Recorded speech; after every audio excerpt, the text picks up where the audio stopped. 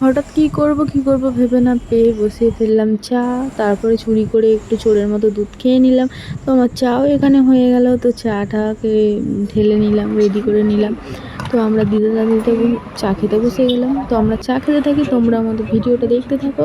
ভিডিওটা দেখে like, comment, subscribe করতে একদম ভুলবে না। তো চাও খেয়ে নিলাম, হয়েও গেল আমার জ্বর। তো জ্বর হয়েছে তো ওষুধ খেতেই হবে, একটা ওষুধ খেয়ে নিলাম। তারপর আমার বিছানার অবস্থা, ঘরের অবস্থা দেখো, দেখলে বুঝতেই পারবে কী অবস্থা।